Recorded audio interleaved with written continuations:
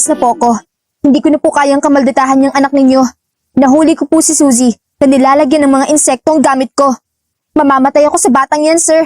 Alam naman niya may allergy ako sa insekto. Siya rin po ang may pakana kung bakit nung nakarang araw ay muntikan ng magkasunog.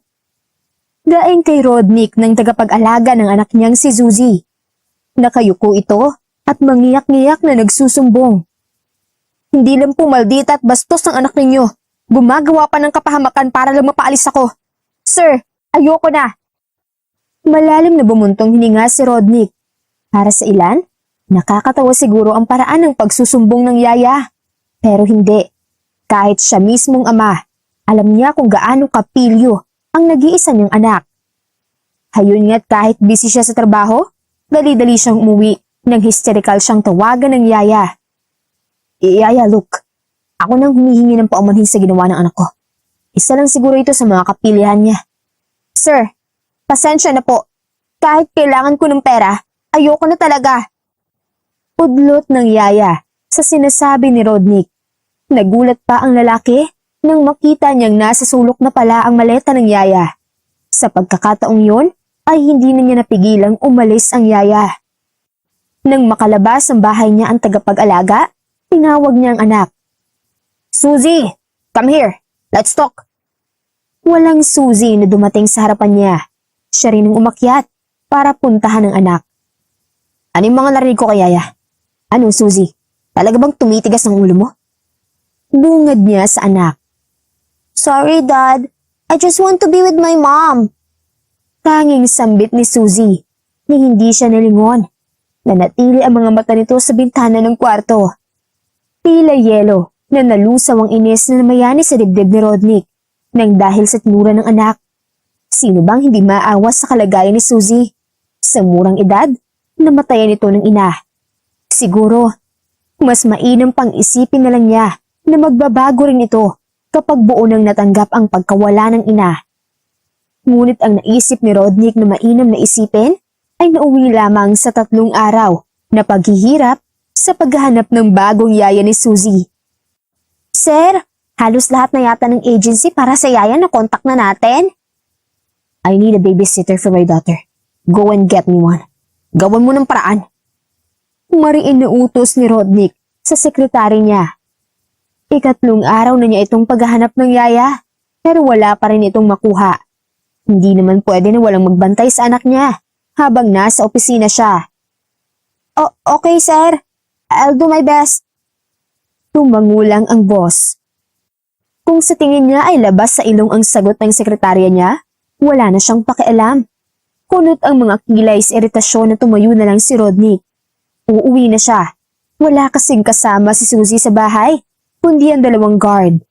Nag-request pa nga siya ng isang lady guard para kung sakaling wala pa siyang mahanap na yaya, may titingin na babae sa anak niya, bukod sa isa niyang kasambahay.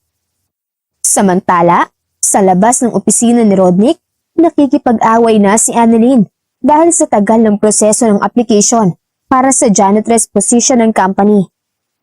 Ang tagal-tagal naman yan? Grabe! Dapat isumbong na kayo sa CEO ng kumpanya na to eh. Inis na tura ni Annalyn. Sumang-ayon sa kanyang iba pang aplikante na nakapila. Sabihin niyo na lang kung may napili na kayo. Gutom na kami rito. Ano ba namang sistema ng company na to?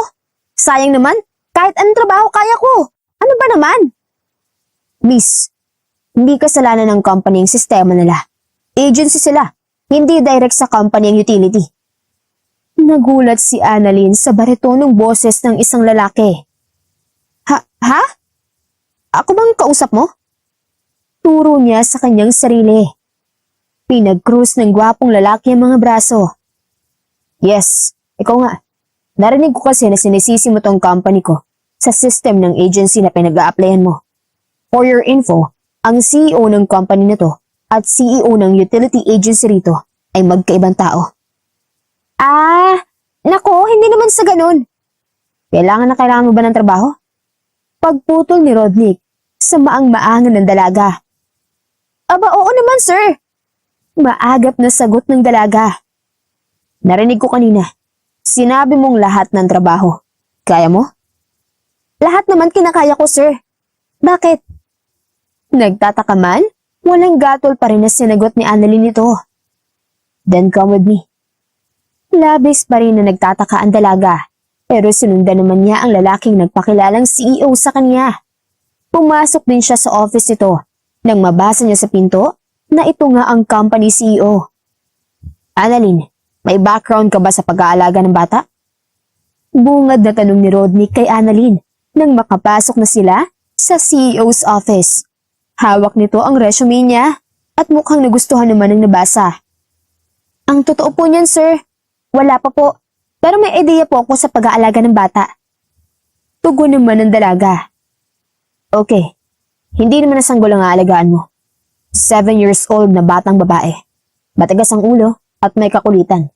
Basta hindi mo sasaktan ang anak ko at iingatan mo siya. Magkakasundo tayo. Sige, sir. Tugon ng babae. Nagustuhan ni Annalyn ang narinig. 7 years old na pala. Hindi na mahirap alagaan yun. Pero bakit ba naging matigas ang ulo ng anak niyo, sir? Pasensya na. Gusto ko lang na medyo may malaman ako kahit konti tungkol sa kanya bago kami magkita. Madalas ako nasa trabaho. That's why.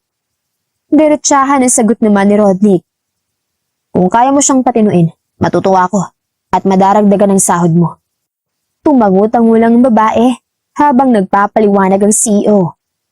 So paano? Let's end our conversation here. Kompleto naman ang mga requirements mo. Ikaw nang bahala sa anak ko. Okay, sir. Gagawin ko pong lahat para maalagaan at mabawasan ang kakulitan ng anak ninyo. Sambit ni Annalyn. Nang araw din na yun, sinama na siya pauwi ni Rodney. Tulog naman ang anak nito at habang natutulog, pinasamahan na muna siya sa makakasama niyang katulong sa malaking bahay ng lalaki. Alam mo, butit hindi ako nalagay sa pag-aalaga ng batang yun. Mas okay pa sa akin na kumilos sa bahay na to kaysa alagaan yun. Biglang sabi ni Virgie kay Annalyn. Ito ang makakasama niyang maid. Grabe ang sama ng ugali ng batang yun. Nakailang babysitter na yan, pero sumuko ang lahat. Paano bang masamang ugali? Di ba lahat naman ng bata sumasagot sa mga magulang tsaka mga nakakatanda? Siguro kailangan pa siyang turuan at alalayan. Tugon naman ni Annalyn. Ano ka? Hindi lang sumasagot yung batang yan. Yung nakaraang babysitter niya, grabe ang paghihirap. Muntikan magkasunog dito noon dahil sa kagagawa ng bata. Tapos, nilalagyan ng insekto yung mga gamit niya. Kahit alam na may allergy siya sa insekto. Oh, normal na mukulit lang ba ang ganon? Napaisip na lang si Annalyn. Matindi palang pag-uugali ng batang aalagaan. Pero naisip din niya kung bakit kaya nagkakagulo ng bata.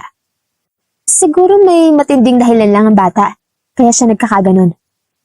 Eh kung ano pa man ang dahilan, sana inuturuan ng maayos si Rodney ang anak niya. Kaya nga po ako nandito para may kaalalay si Rodney. Tsaka aalamin ko po kung bakit nagkakaganyan ng bata. Alam ko na balang araw, magbabago siya. Sagot ni Annalyn dito. Huminga ng malalim at napailing na lang si Virgie dahil sa sinabi niya. Sana nga, good luck na lang sa'yo. Hindi na umimik pa si Annalyn at nakangiting tiningnan na lang si Virgie hanggang sa umalis ito. Napahinga na lang din siya ng malalim dahil alam niya na malaking kalbaryo rin ang haharapin niya sa trabahong ito. Wala naman ding trabaho na hindi pinaghihirapan. Kinabukasan ay maagang nagising si Annalyn para gisingin si Suzy. Habang si Virgie naman ay nagluluto para sa almusal. Nang magtungo siya sa kwarto ni Suzy, ay kumatok na siya ng 3 beses bago siya tuluyang pumasok. Suzy, gising na. Magbe-breakfast ka pa at magre-ready para sa school. Malambing na pagkakasabi ni Annalyn. Nakahilata pa si Suzy sa malaking kama. Suzy, bangon na. Baka malate ka. Pag-ulit pa niya. Nagulat siya nang biglang bumaling ng tingin ng bata. Pinanlisikan siya ng mga mata. Who are you? Anong ginagawa mo dito sa room ko? Suzy? Ako ng bago mong kaibigan. Pwede mo akong tawagin ni Yaya Annalyn? I don't have friends. I don't like you to be my friend. Get out of my room! Buliyaw ng bata. Hinagis pa ang mga unan. Suzy, that's bad. Hinaan mo lang din ang boses mo. Natutulog pa ang daddy mo. Malumanay na saway ni Annalyn. I don't care kung nandyan pa si Dad. Wala akong pakialam kung magising siya. Napaatras si Annalyn nang tumayo ang bata. Mabilis siyang tinulak-tulak nito hanggang sa makalabas siya ng kwarto. Nilakpa ni Suzy ang pinto nang nasa labas na siya ng kwarto.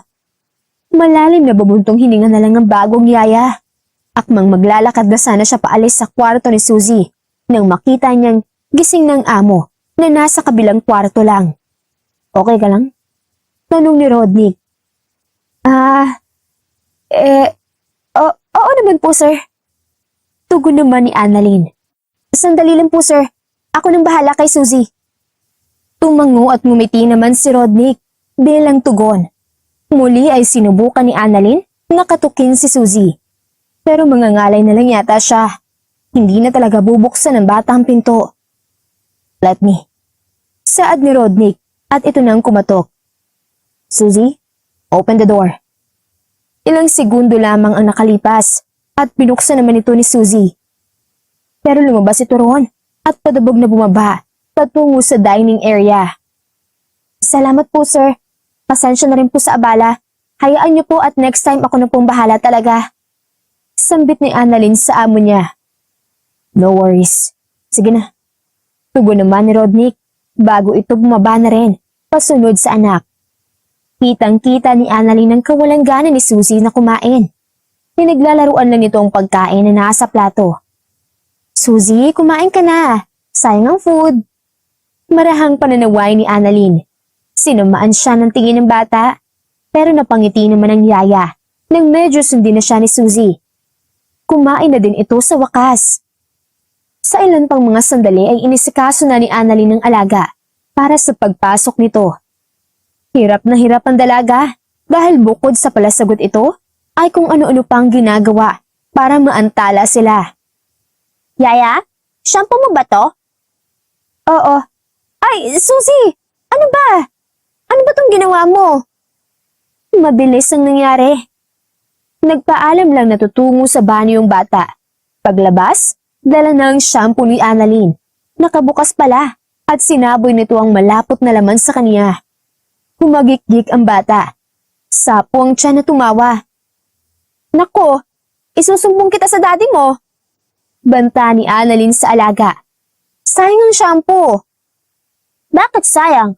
May work ka na, so may pambili ka na. Pagtatarayan ng bata. Bilisan mo maglinis dyan, malilate na ako. Napailing na lang si Annalyn nang talikuran na siya ng bata. 1 oras mahigit din ang tinagal nila sa pag-aayos. Sinumahan ni Annalyn sa school ang alaga. Umagang-umaga pa lang ay kitang-kita na sa itsura niya ang pagkahagard dahil sa kakahabol at kakasaway sa alaga. Ingatan mo ang gamit mo ha, huwag ka masyadong makulit at baka. Hindi na natapos si Annalyn sa sinasabi. Mabilis na nilayasan na kasi siya ni Suzy. Pagod na naupo ang yaya sa upuan. Kung saan nakita niya nakapwesto ang mga nanay at yaya na katulad niya. Yaya ka ni Suzy? Kakaupo lang niya. Natanong kagad siya ng mga nanay at yaya na naroon. Oo, bagong yaya niya ako. Nagbulungan ng mga ito na animoy wala siya roon. Pagpasensyahan mo na sila. Curious lang yung mga yan. Bulong ng yaya na tumabi sa kanya. Pwede bang malaman kung bakit nagpalit ka agad ng yaya si Suzy? May problema ba sa naging yaya niya noon? Tanong din ito. Wala naman. Siguro hindi lang nakayanan yung kakulitan ng bata. Amin niya dito. Ay teka. Alam mo ba na pinapatawag yung magulang ni Suzy? Dahil may problema sa grades niya? Nasabi ba sa'yo ng dating kasambahay? Tanong muli nito. Hindi eh. Bakit daw? Tanong din ni Annalyn. Ang sabi ng teacher, hindi atentibo sa school. Madalas siya mag-isa sa dulo at ayaw makipag-usap. Wala nga yatang kaibigan si Suzy kasi halos karamihan nagalit niya. Sabi rin ng teacher niya na pati siya, sinasagot ng alaga mo. Ganun ba? Ay teka, pupuntahan ko na lang yung teacher niya. Salamat. Saad naman ni Annalyn at tumayo na upang puntahan ang classroom ni Suzy. Maya-maya pa, nang makarating siya rito, ay kaagad siyang napansin ng teacher kaya't nagpakilala ito sa kanya. Mabuti naman po at lumapit kayo.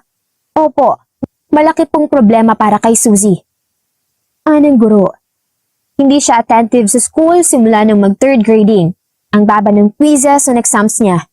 Hindi ko nga alam kung paano ang gagawin kasi kahit ako, sinasagot ng bata. Gusto ko nga po sana makausap ang daddy niya. Marahang napapatango si Annalyn habang nalulungkot sa kalooban nito sa nangyayari sa bata.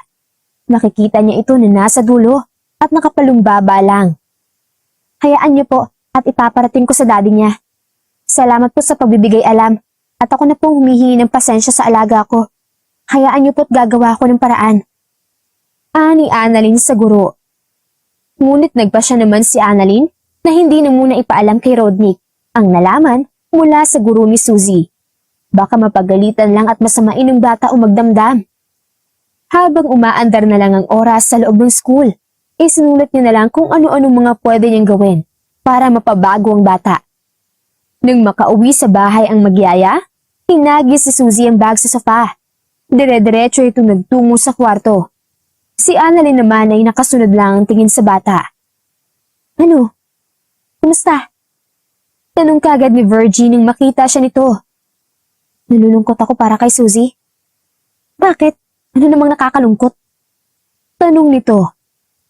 Dahil sa ganyang estilo niya, nadadamay pati pag-aaral niya.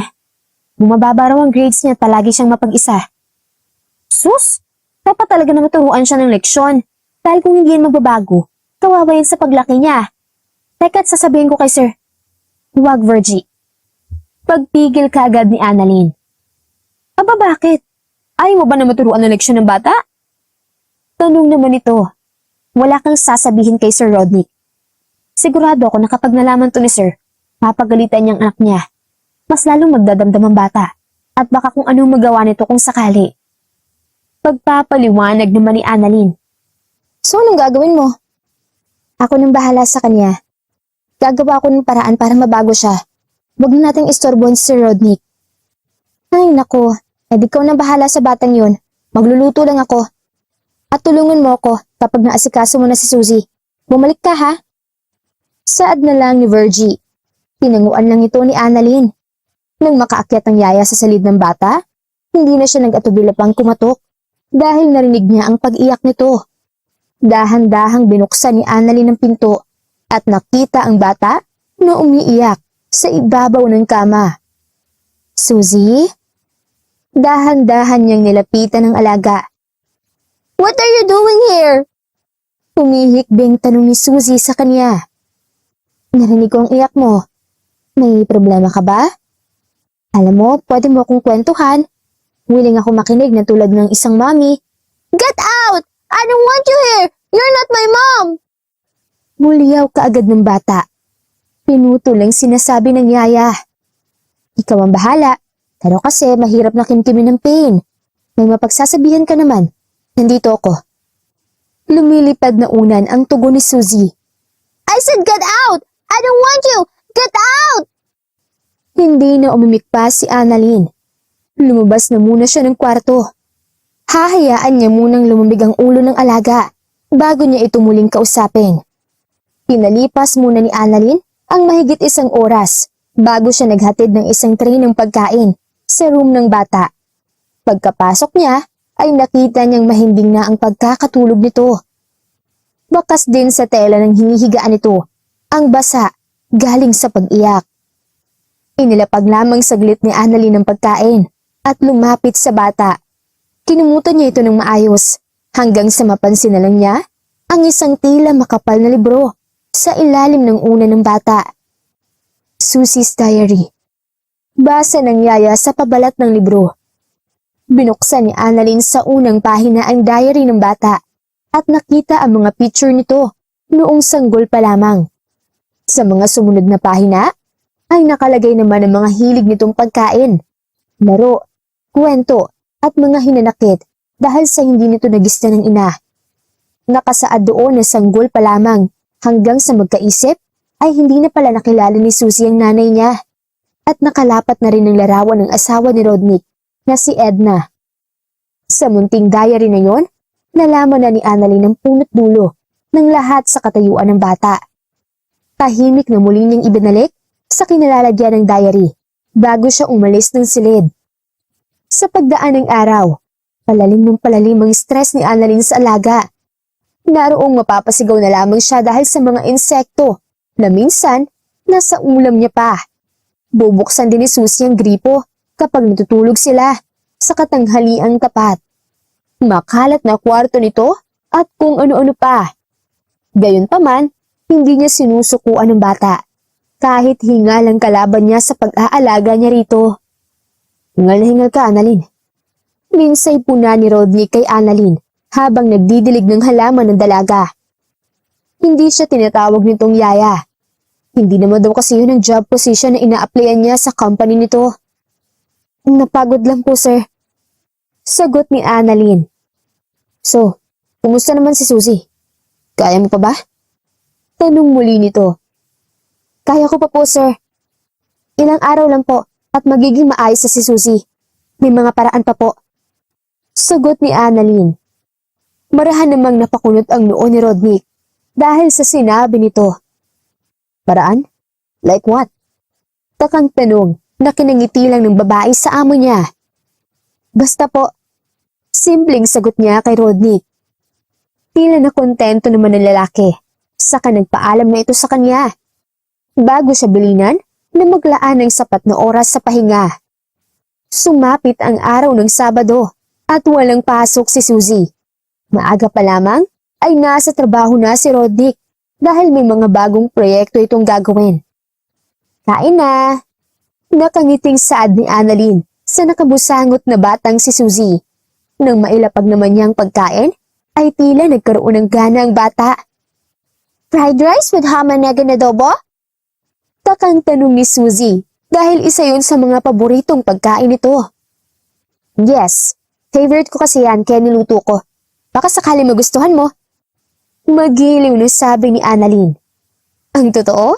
Nabasa niya sa diary ng bata na paborito nito yon. Malawak siyang napangiti nang maganang kumain si Susie. Tumalikod siya sandali para ikuha naman ito ng juice. In fairness ha, ngayon ko lang nakitang kumain ng marami ang bata. Anong gayumang nilagay mo? Salubong na tanong kay Annalyn ni Virgie.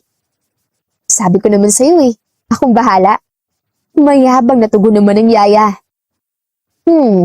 Hanggang kailan kaya? Hanggang sa magtigil ka na. Biro ni Annalyn sa kasama. Inirapan siya ni Virgie. Tiniwanan lang niya iyon.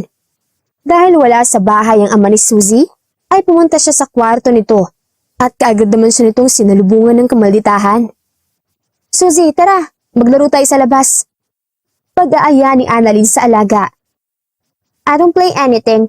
Get out. Walang ganang sagot ng bata. Ay, ganun ba?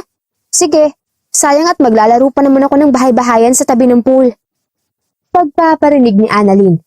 Alam niyang isa yun sa mga gustong laruin ni Susie. Sige, bye na ha. Sinara na ng yaya ang pinto nang sumigaw ang alaga niya. Wait! Nang maghanda ang bata sa pagsama sa kanya, lihim na lang na napangiti si Annalyn. Naglaro ng bahay-bahayan sina Susie at Annalyn sa garden.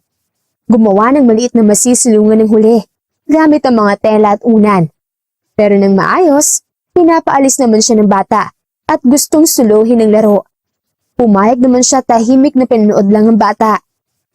Kitang-kita ni Annalyn kung gaano kasaya si Susie. Mas nagkakaroon ito ng buhay kumpara sa mga nakaraang araw. Nang sumapit naman ang gabi, ay dumating galing trabaho si Rodney. Naabutan ng anak na nasa harapan ng TV at naglalaro ng video games. Susie, why are you playing video games? Hindi ba't sinabi ko na gawin mo muna mga assignments at project mo? Nasaan ba si Annalyn? Sir, bakit? Narinig kong pangalan ko. Anang kadarating lang na si Annalyn. Hindi mo dapat hinahayaan na maglaro si Susie ng video games hanggat hindi pa niya nagagawa mga assignment at projects niya. Paninero ni Rodney. Tapos na yung assignments and project niya, sir. Ginawa po niya kanina after lunch, before po siya naglaro. Pinakita kaagad ni Annalyn sa boss niya ang ginawang assignment ni Susie. Tila hindi naman makapaniwala ang ekspresyon ng mukha ni Rodnick nang makita ang mga nagawa ng anak. Tumikhim ang boss niya. Okay, good. But still, you need to turn off that video game dahil gabi na, Suzy. May mass bukas. Sasamahan ka ni Annalyn bukas. Pagkatapos ng misa, bumili kayo ng mga gusto mo. Pumunta kayo sa kung saan mo gusto. Saad ni Rodnick at binigyan ng pera ang yaya. Nanatili namang walang ekspresyon si Suzy. Sinunod lamang ang utos ng ama. Pagsapit ng kinabukasan, ay inaya ni Annalyn sa Suzy pagtapos ng misa. Iba't ibang lugar na ang sinabi niya, ngunit umaayaw ang bata. Ayoko! Nagdadabog na sabi ng bata. Suzy, huwag ka namang ganyan. Maraming batang gustong puntahan ang mga kaya mong puntahan. Pananaway ni Annalyn dito. O sige, gusto kong pumunta sa sementeryo. Dalhin mo ako doon, ngayon na. Parang matanda na utos si Suzy. Oo ba, sige. Sagot naman ni Annalyn. Ilan pa lang gusto mo? Ang laki ng problema mo. Hinila niya ang pulso ng bata, pero tumigil ito sa paglalakad. Aren't you afraid of my dad? Tanong nito. Ha? Bakit naman ako matatakot sa daddy mo? So, hindi mo alam? Hindi mo alam na hindi niya ako pinapayagan na pumunta sa sementeryo? Bahagyang tumawa si Annalyn. Kasi matigas ang ulo mo. Really? Natigilan si Suzy. Ani mo na paisip.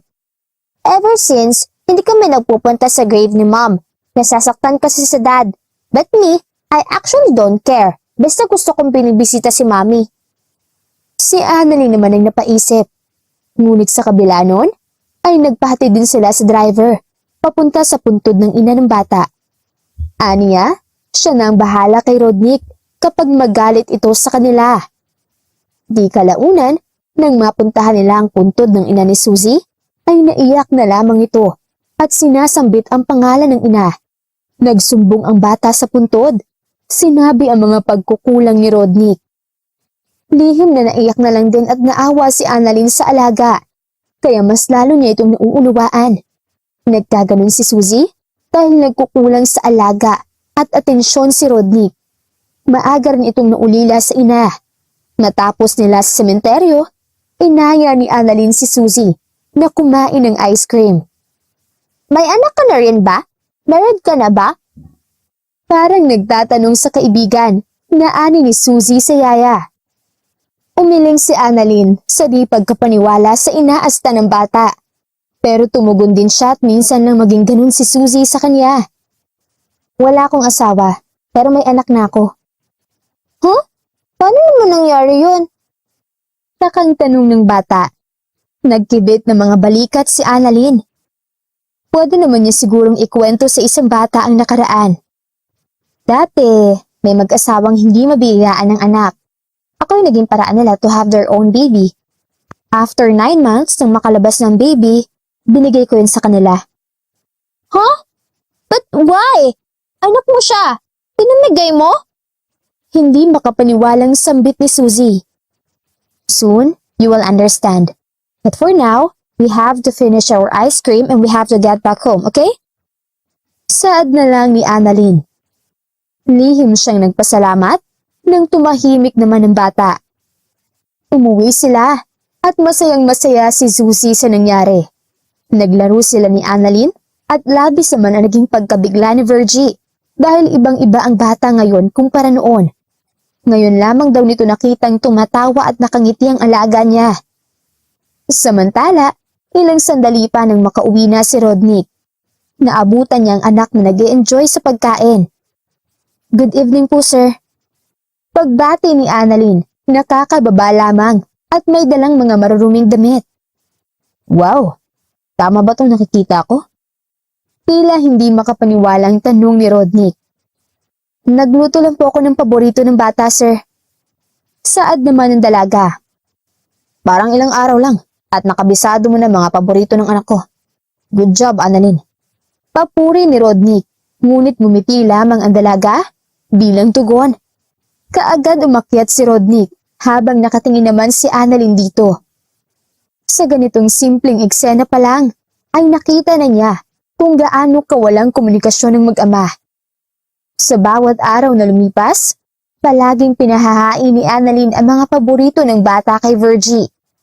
Madalas din silang palihim na nagpapahatid sa puntod ng ina ng bata, basta't ang pangako nito ay mag-aaral ito ng mabuti. Tila nagkaroon ng sariling kasunduan sina Annalyn at Suzy. Pero isang pangyayari naman ang nangyari. Napaaway si Suzy sa kapwa estudyante. Nagkagalos ang bata. Agad na nakita iyon ni Rodney. Ano nangyari? Kailan pang sugat na to? Sunod-sunod na tanong ni Rodney. Sinisipat ang sugat ng anak. Napaaway po sa school, sir. Pero wag po kayo mag-alala dahil hindi naman po siyang nanguna eh. Kahit na, hindi mo man lang ba ipinapaalam sa akin na nangyayari sa anak ko? Eh paano kung napano siya? Putol ni Rodney sa sinasabi ni Annalyn. Pasensya na, sir. Next time, dapat lahat sinasabi mo sa akin. Pinapaalaga ko sa si Suzy, pero ako pa rin ang magulang niya. Why are you mad with Yaya Annalyn? Singit namang bigla ni Suzy sa ama. Nagulat naman si Rodney, pero hindi nagpahalata. Pinaakyat sa taas ang anak. No! I hurt you, Dad! Sinisigawan mo si Yaya Annalyn! Siya na nga lang ang palagi kong kasama! Inaaway mo pa siya! Buliyaw ni Suzy sa ama. Maagap na sinuway ni Annalyn ng bata. Nang umakmang papaluin ni Rodney ang anak, agad siyang humarang. Huwag niyo pong gawin sa bata yan, sir. Umalis ka riyan, Annalyn. Baka tamaan ka. Saad naman ni Rodney. Kahit matamaan pa po ako, sir. Hindi po ko alis. Sambit naman ni Annalyn. Huwag niyo po sanang pagbuhatan ng kamay ang bata. Wala na siyang magagandang alaala kasama kayo. Tapos ito pa po ang gagawin niyo sa kanya? Natigilan si Rodney. Tila inisip ang sinabi ng yaya. Saka pinagmasdan lang ang umiiyak niyang anak na nakayakap kay Annalyn. Pwede niyo naman pong kausapin ng bata kaysa magalit kayo. Yaya, I wanna go upstairs. Umiiyak na saad ni Suzy sa takot sa kanyang ama. Pasensya na, sir. Excuse po. Hinayaan na ni Rodney na umakyat sina Annalyn at Suzy. Sa labis na iyak at tampo ni Suzy sa ama, hanggang sa makatulog ito ng gabing yon, sinasabi kay Annalyn na sana ito na lang ang naging mami niya. Pwede raw kasi siyang mami at daddy. Kinaumagahan, papunta pa lamang si Annalyn sa kusina nang makasalubong niya si Rodney, nakalalabas pa lamang galing kwarto. Good morning po, sir. Pagbati nito kahit nahalata ni Rodney ang pagkailang nito sa kanya. Annalyn, pwede ba kita makausap? Awat ni Rodney sa akmang pagtalikod ng yaya. Oo naman, sir. Tungkol po ba saan? Gusto ko lang humingi ng pasensya sa nangyari. Pagod lang siguro ko. Wala po yun, sir. Huwag niyo na pong isipin yun. Kung tutuusin, ako po dapat ang humingi ng tawad sa inyo dahil sa ginawa ko. Pasensya na po kung pinangungunahan ko kayo sa pagiging magulang kay Suzy. Hindi ko po sinasadya. Sagot ng dalaga. No, wala kang dapat ihingi ng tawad. Actually, nagpapasalamat pa ako sa'yo dahil nakikita ko na unti-unting nagbabago si Suzy. Salamat sa tulong mo. Ani Rodney. Nagkatitigan sila at sandaling tila may dumaang anghel dahil natahimik ang dalawa. Nagsalita naman si Annalyn. Ito na rin po siguro ang perfect timing para sabihin ko ang concern ko sa inyo, sir. Ang totoo po niyan, kaya nagkakaganon si Suzy ay dahil una, wala po kayong time sa kanya. Gusto niyo po kayo makabanding, sir. Kaso, mas inuuna niyo pa po ang trabaho niyo. Pangalawa po, gusto po niyang pumunta sa puntod ng nanay niya. Sandaling hindi nakapagsalita si Rodney dahil sa narinig mula kay Annalyn. Well, thank you for telling me this, Annalyn. Alam ko na isa sa mga rason ng pagkawala ng nanay niya kaya nagkagulo ng anak ko. Eh kung ganun po, sir, bakit hindi niyo po siya payagan na pumunta sa puntod ng nanay niya? Ayaw niyo po bang madalaw niya ang nanay niya?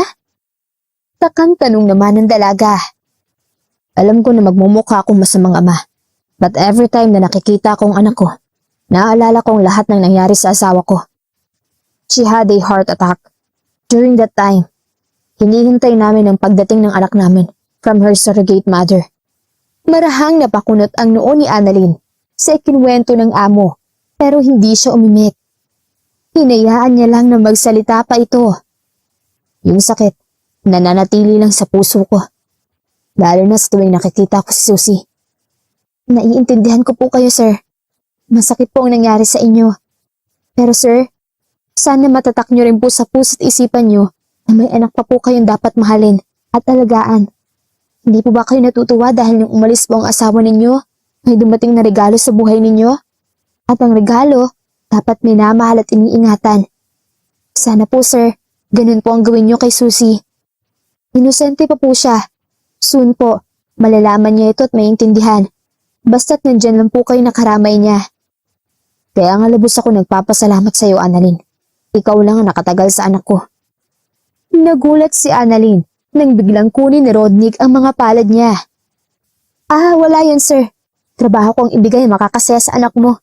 Mas okay po kung pati ikaw, gawin din sa kanya yon. Sure po ko. Magiging close din po kayo. Ni Annalyn, bago pa simpleng binawi ang palad. Okay, I will do it. Thank you again, Annalyn. You're such a big blessing for us. You're welcome, sir. Mabilis na tumalikod ang dalaga pagkasambit noon. Baka kasi hawakan na naman ng boss niya mga palad niya. Kung kanina, bumulis na ang tibok ng puso niya dahil doon. Baka sa ikilawang pagkakataon, huminto na yun sa pagtibok dahil sa OA na pagtibok nito.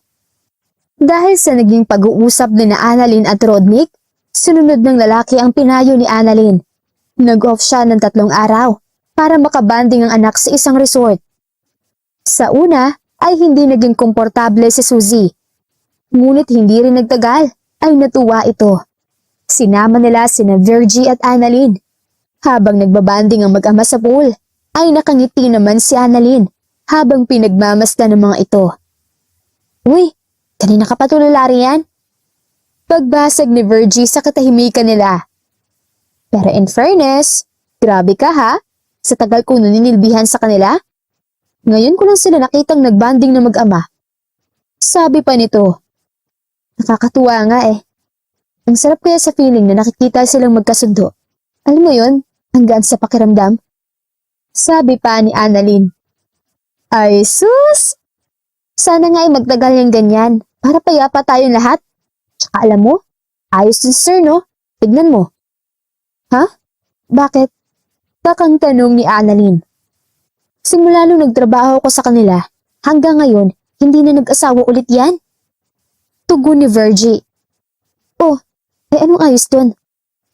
Wala, naisip ko lang, baka ikaw nang susunod na mapapangasawa. Bagay kayo. Biglang napahampas si Annalyn sa braso ni Virgie. Dahilan at napaaray ito. Grabe ka naman, Virgie. Grabe ka rin?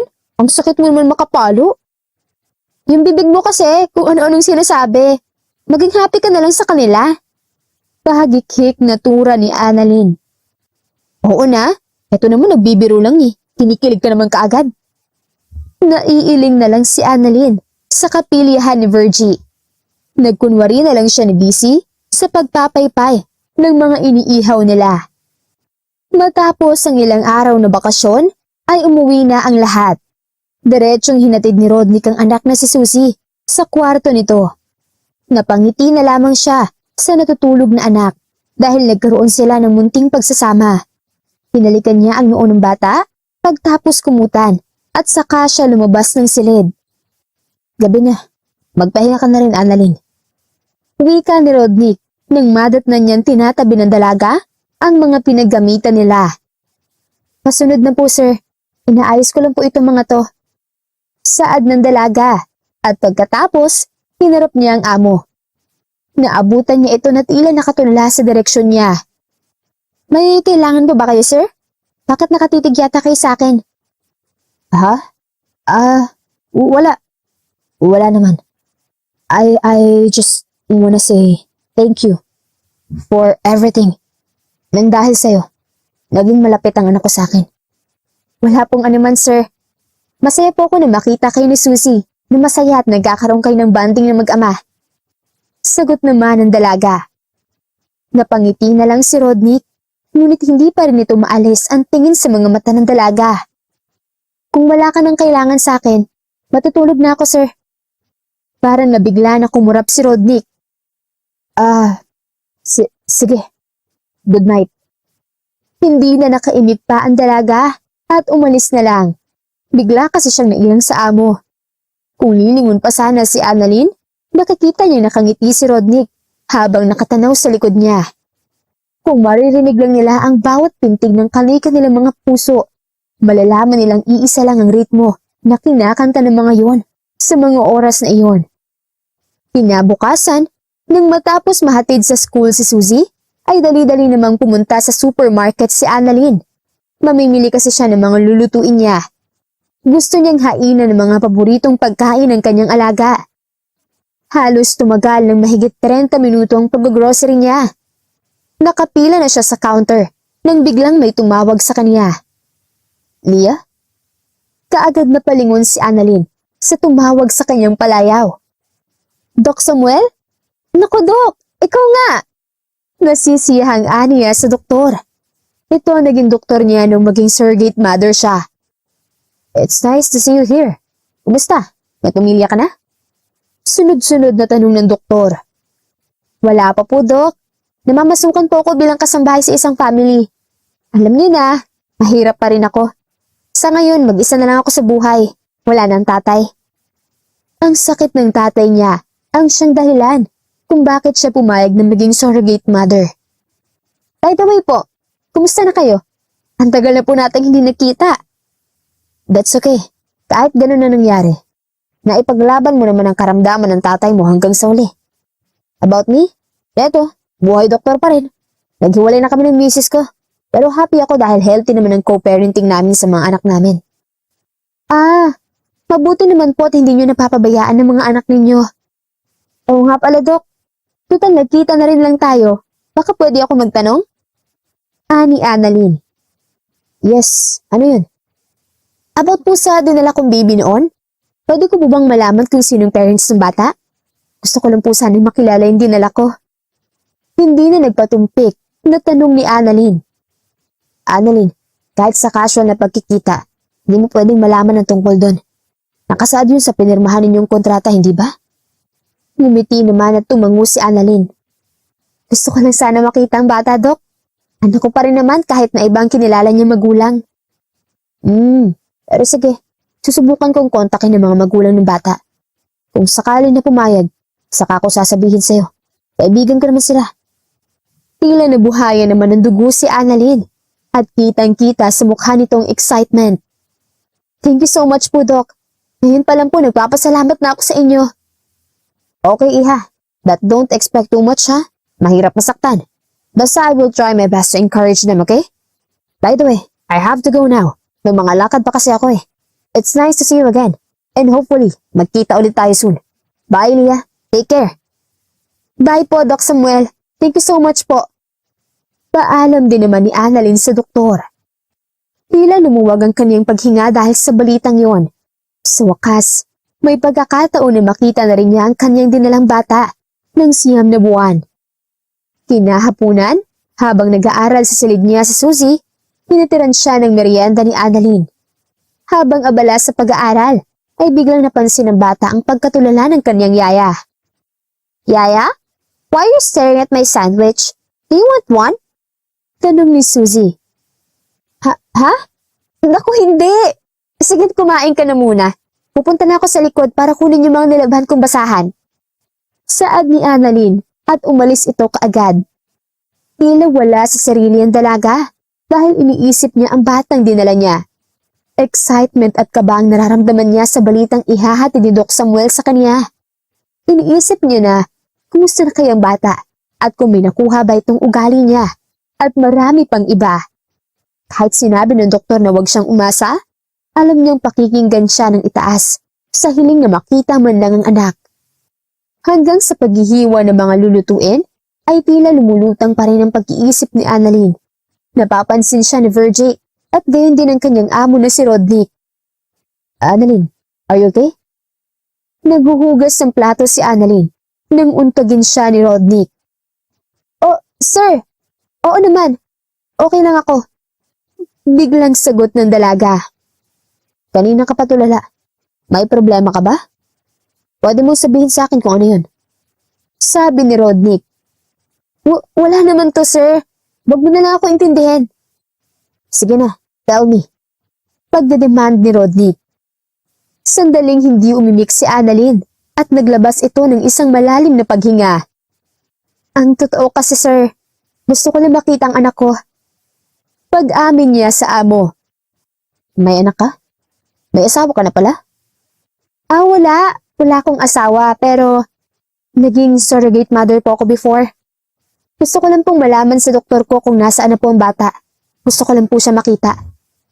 Nang sabihin ni Annalyn sa lalaki ang naging dahilan, procedure at saang clinic siya nag-surrogate mother noon, laking gulat ng lalaki. Small world. Yang clinic na yan. Alam mo bang kilala ko mga dating doktor dyan?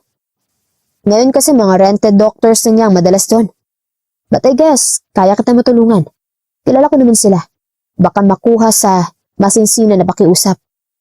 Sa labis na tuwa ni Annalyn sa narinig, niyakap niya si Rodney. Salamat agad, sir! Bagamat nagulat si Rodney sa ginawa ng dalaga, ay napangiti na lang ito. Marahan niyang tinapik ang likod ng babae. Anything for you, Annalyn. Kung hindi pa nahulog ang hawak ni Virgie na baso, hindi pa magbibitaw sina Annalyn at Rodney. Sorry, naistorbo ko yata kayo. Virgie, buti na lang plastic na baso yung hawak mo. Tumatawang ani na lang ni Annalyn dito.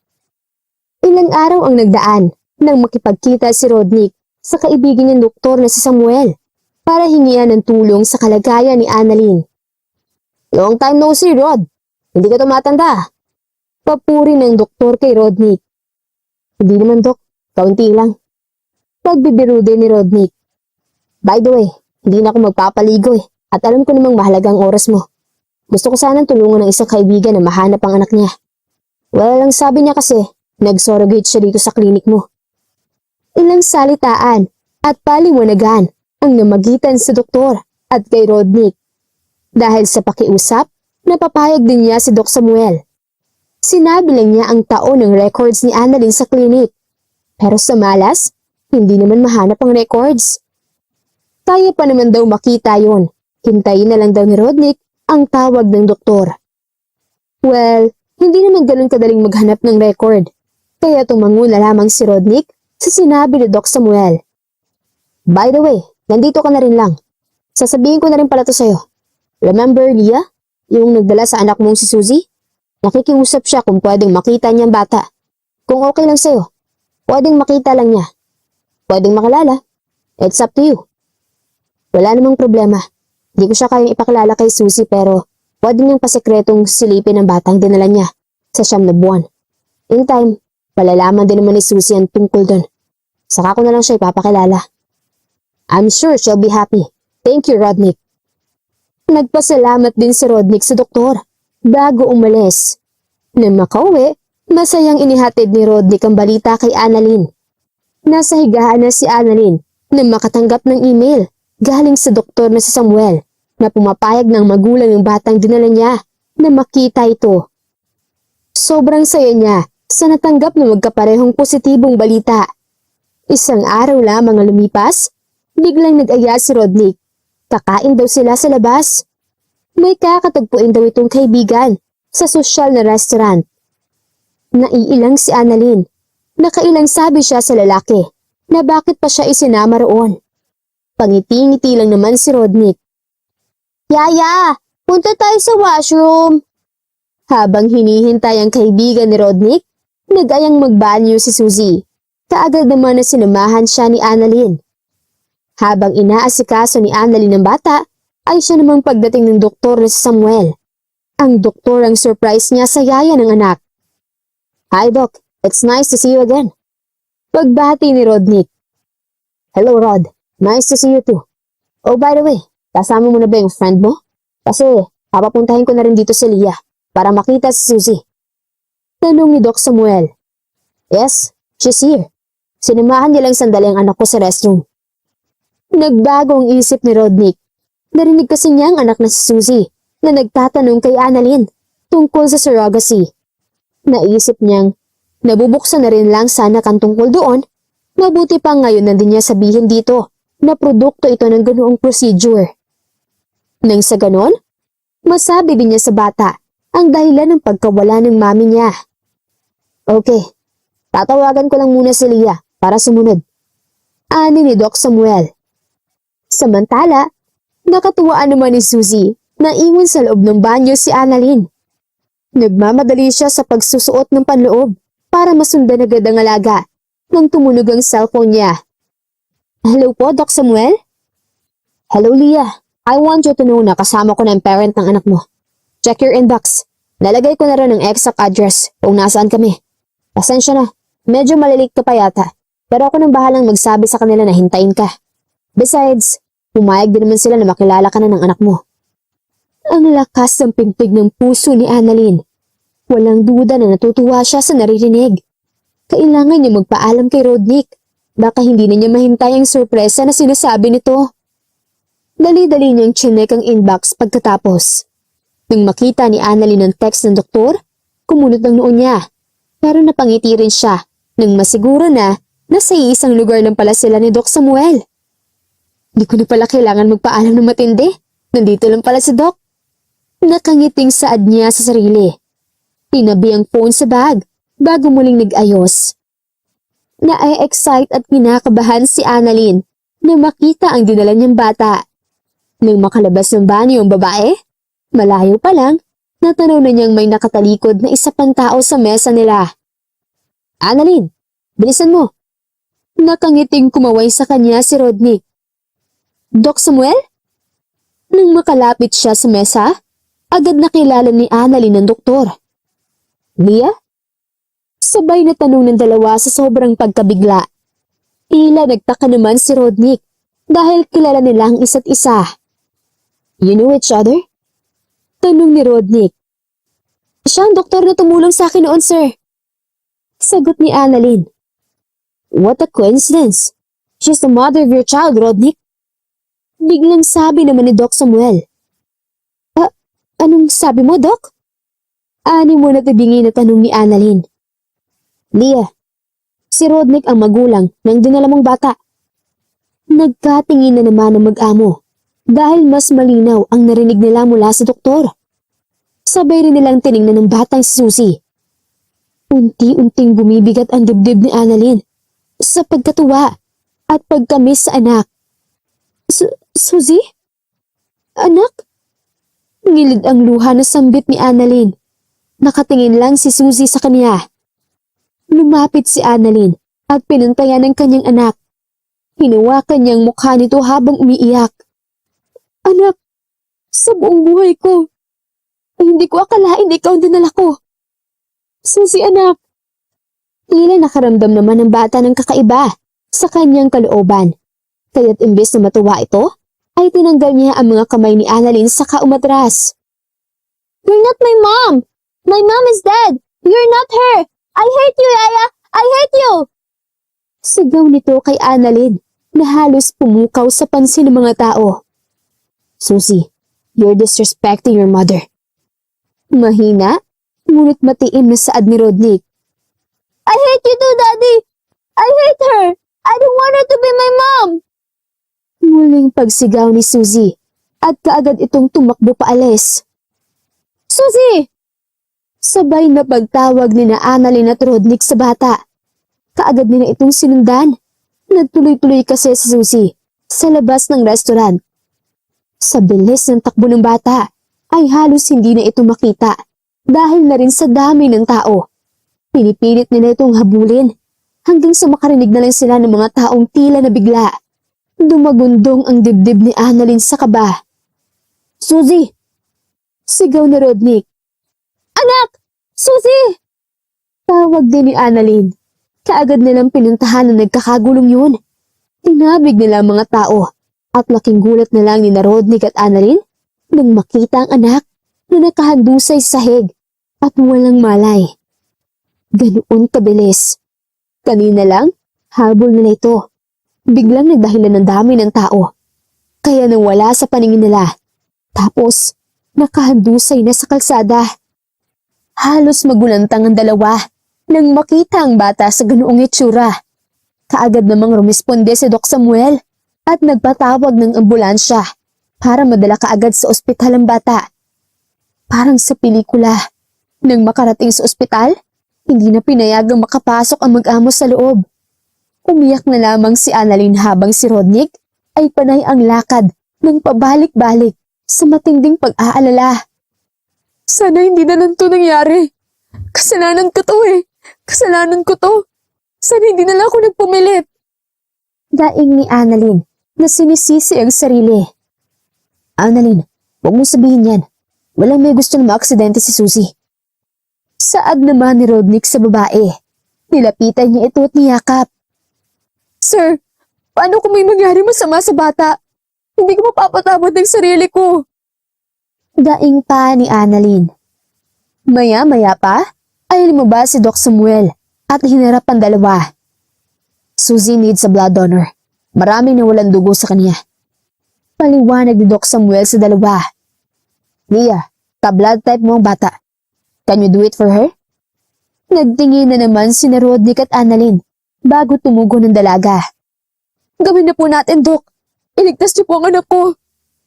Kaagad sinimulan ang pagsasalin ng dugo ni Annalyn para kay Susie.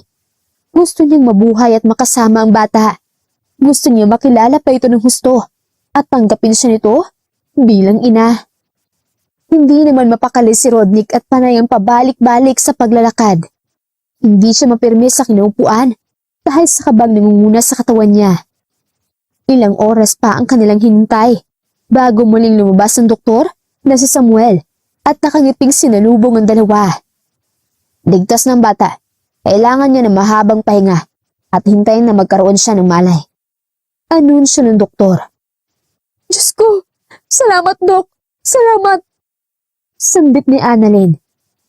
Abot-abot din ang pasasalamat ni Rodnick sa butihing doktor. Nang pwede nang dalawin ng bata sa loob ng kwarto nito, ay nakaramdam ng tuwa at guilt si Annalyn dahil sa nangyari. Muli ay bumuhos na naman ang kanyang mga luha at pumwesto sa gilid ng kama nito.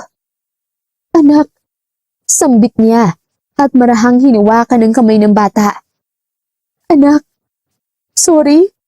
Nang dahil sa akin, kaya ka nagkaganito. Sana mapatawad mo ko. Hindi ko gustong mangyari to.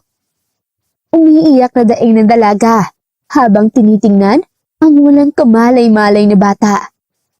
Umiiyak na daing ng dalaga habang tinitingnan ang walang kamalay-malay na bata.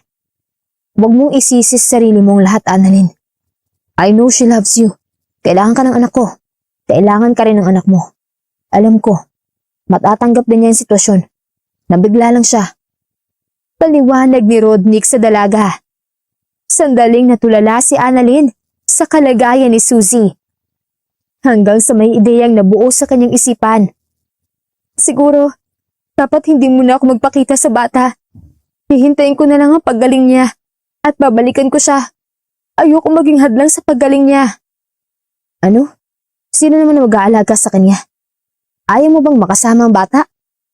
Gulat na tanong ni Rodnick. Gusto ko. Gustong gusto ko. Pero hindi sa ngayon. Wrong timing lang dahil binigla ko siya. At alam ko rin si Rodnick na itong magiging malaking hakbang para makasama mo pa si Susie. Maliwanag ng dalaga. Annalyn. Sir, pakinggan niyo po sana ako. Kapakanan ni Susie ang iniisip ko. Bilang nagluwal sa bata, masakit sa akin na makita siya sa ganitong sitwasyon at nahihirapan sa mga nangyayari. Hindi na nakainik pa si Rodnick at tila sumang-ayon na lamang ito sa kaniyang isipan. Muli ay hinawakan ni Annalyn ang kamay ng anak at hinalikan niya ito. Sa huling pagkakataon ay ngumiti ito sa bata at nagbitiw ng huling salita. Balang araw, matatanggap mo rin ang lahat ng katotohanan, anak. Ipagdarasal ko na maging maayos ang kalagayan mo para sa amin na naghihintay sa'yo. Mahal na mahal kita, Susie. Nagpaalam na rin si Annalyn sa among si Rodnick. Hindi na siya nagpapigil pa sa ama ng bata dahil alam niyang ito ang makakabuti para sa anak. Nang makaalis si Annalyn, tila biro naman na nagising si Suzy. Daddy? Tawag ni Suzy nang makita ang ama. Kaagad namang tumayo si Roddick at nilapitan ito. Suzy anak, Suzy, si Daddy to. I'm here. Thank God you're awake. Sandaling nilingon ng bata ang paningin sa paligid. Kumunot ang noo nang mapansin na wala ang yaya na si Annalyn. Where's Yaya? Minamalat na tanong ni Suzy. Hindi na kaagad nakasagot si Rodnick dahil sa pag-iisip ng idadahilan sa anak. Umuwi muna si Annalyn. Kinuha kanya ng damit. Sandaling natigilan si Suzy bago nagsalita. Daddy, I saw Mommy in my dream. She said she wants me to be a good girl. Dugtong pa nito. Really anak? Well, si Daddy rin. Napagalitan ako ni mami mo kaya sabi ko, aalagaan na kita. Hindi na ako masyadong mag-work. Sasamahan na kita palagi. Ngumiti at tumango naman ng bata bilang tugon dito. Napangiting hinalikan ni Roddick ang noo ng anak dahil sa labis na tuwa na gumaling ito. Ilang araw pang itinagal ni Suzy sa ospital bago ito makauwi. Sinalubong siya ni Virgie, ngunit hindi ito naging masaya dahil hinahanap nito si Annalyn. Where's Yaya Annalyn? Tanong ng bata kaagad. Nagtingin na naman ang mag-amo dahil dito. Nasa bakasyon si Annalyn.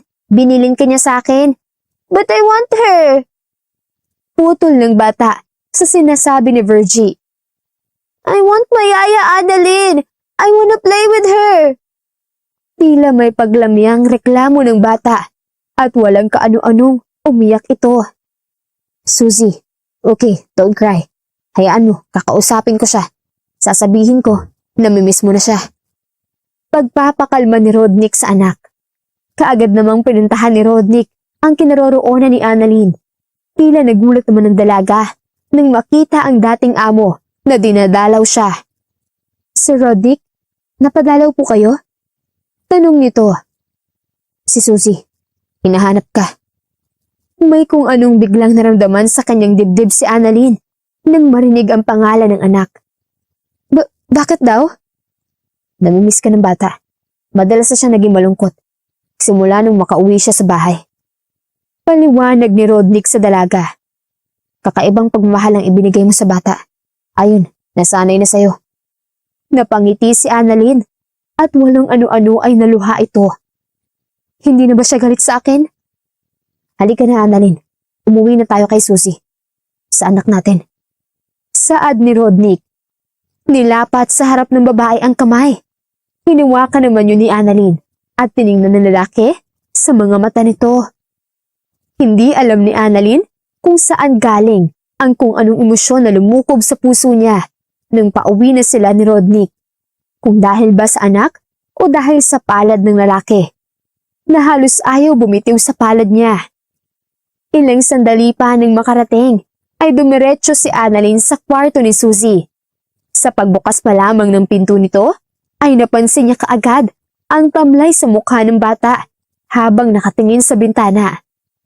Suzy? Tawag ni Annalyn sa anak. Saglit lang, ang matamlay na bata ay naging masigla at ngumiti. Yaya Annalyn? Di makapaniwalang sabi ni Suzy. Pumasok sa loob ng kwarto si Annalyn. Nilapitan ng bata at niyakap. Namiss kita. Buti magaling ka na. Huwag mo nang gagawin ulit yun ha. Mamamatay kami sa nerbyo sa'yo. Why did you leave me? I miss you too, Yaya. Umiiyak na rin na sabi ni Suzy. Mahigpit na yakap ang ina. Suzy anak, panimula ng dalaga at pinantayan ng bata. Alam kong marami ako naging pagkukulang sa'yo, pero hindi ko sinasadyang mangyari ang lahat ng ito anak. Mapapatawad mo ba ako? Ngumiti at tumango naman si Suzy kahit nabasang-basa ng luha ang buong mukha nito.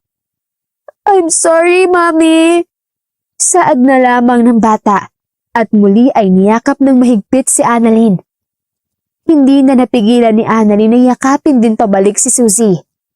Sobrang mahal niya ang anak na dinala sa sinapupunan noon. Kung alam lang sana nito na dumating din siya sa puntong hindi na tumupad sa usapan dati. Kung hindi lang sa pangangailangan, sa pera talaga. Pero ang nakalipas ay tapos na. Heto na sila ni Suzy. Sinadya ng tadhana na mag-cruise ang landas nila at magkapalagayan ng loob bago malaman nito ang totoo.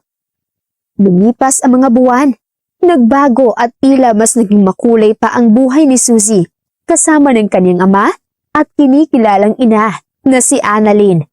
Mas naging mahusay pa ito sa eskwelahan, naging bibo at mas napalapit ito sa mga magulang. Gumigising si Annalyn sa araw-araw. Nadama na niyang tapos na ang unos ng buhay niya. At dahil yun sa anak na si Suzy.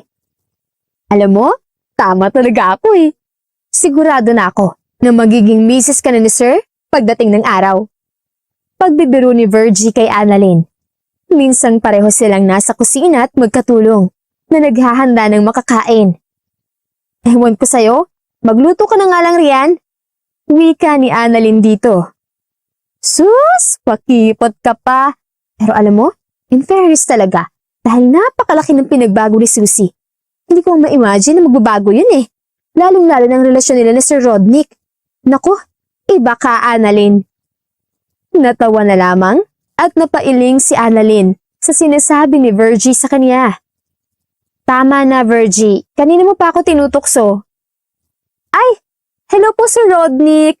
Hindi ka man lang maamoy ni Annalyn. Kanina ko pa binibiro para makita at marinig mo kung paano kiligin to eh. Nanlaki ang mga mata ni Annalyn. Akala niya, binibiro pa rin siya ni Virgie. Pero hindi. Nang lumingon siya, nandoon nga si Rodnick. Virgie, pwede mo ba muna kaming iwan ni Annalyn? Anang baritonong tinig ng lalaki. Ay sure sir, okay po. Sakto at may gagawin din naman ako sa taas. Sige po, bye! Ang daling kausap ni Virgie. Ang bilis din lumayas. Humarap naman si Annalyn kay Rodnick na naglalakad ito, palapit sa kanya. May kailangan ba kayo sa akin, sir? Sana. Simpleng sagot ni Rodnick. Bakit po? Anong kailangan nyo? Ikaw. Automatic na yata ang malakas na kabog ng puso ni Annalyn sa tuwing dalawa lamang sila ni Rodnick. Halos mabingi na naman siya sa tambol noon. Ano ulit, sir? Maang-maanga ng babae. Ikaw ang kailangan ko, Annalyn. Bakit po ako, sir? Nauutal na tanong ng dalaga. Nakatayo na kasi sa harap niya ang lalaki. Dahil binigyan mo ako ng kasiguraduhan sa lahat. Lalong-lalo nang nararamdaman ko sa'yo. Nakagat ni Annalyn ng ibabang labi. Sir, actually, matagal ko nang iniisip ang tungkol dito. Putol ng lalaki sa sinasabi ni Annalyn. Natatakot akong umamin hanggat hindi ako sigurado. Pero ngayon na nandito ka na, ilang araw na rin na nakalipas. Nabigyan ko na ng kasagutan na bumabagabag sa akin. Mahal na kita, Annalyn. Tila tumatalon-talon ng puso ng dalaga at nanindig ang kanyang mga balahibo sa sinabing iyon ni Rodnick. Para siyang binuhusan ng malamig na tubig sa katawan. Sir Rodnick. Just Rodnick. Rodnick, hindi ko alam kung anong sasabihin ko. Hindi sa nare-reject kita, pero hindi ko naman sinasabi na mahal din kita. Basta hindi ko kasi alam. Nabigla ako. Sorry, sir. Pagak na tumawa ang lalaki.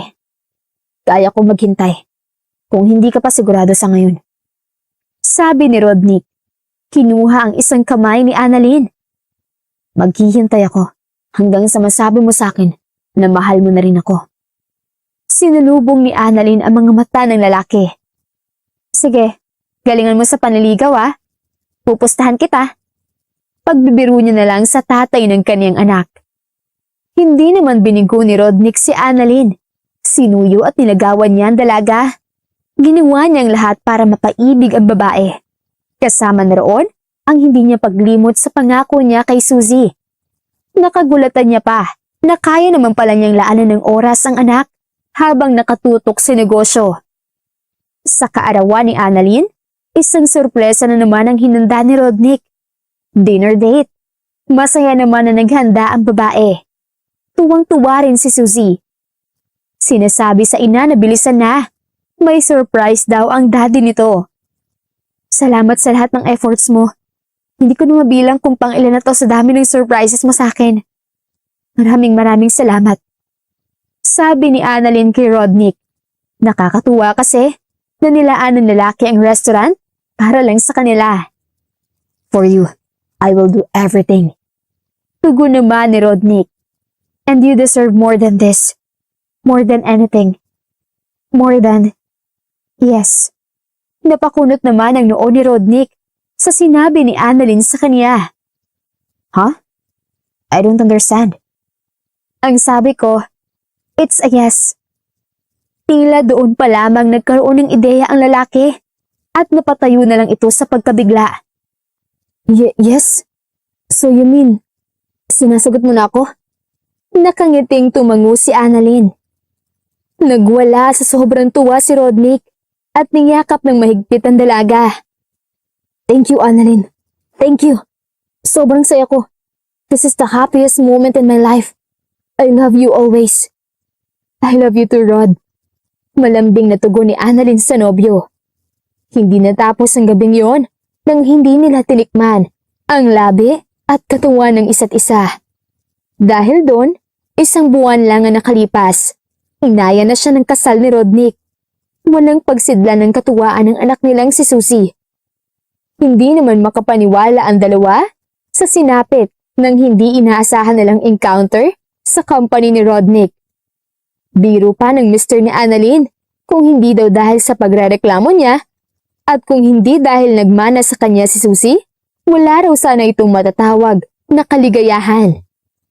Sabi nga nila, bawat pangyayari ay may dahilan. Kaya pala si Annalyn ang naging surrogate mother ni Rodnick. Siya rin pala kasi ang babaeng nakatakda rito. Wakas. Layo ka man, mahal, lagi mo tandaan. Hindi magbabago, pag-ibig ko'y sa'yo lamang.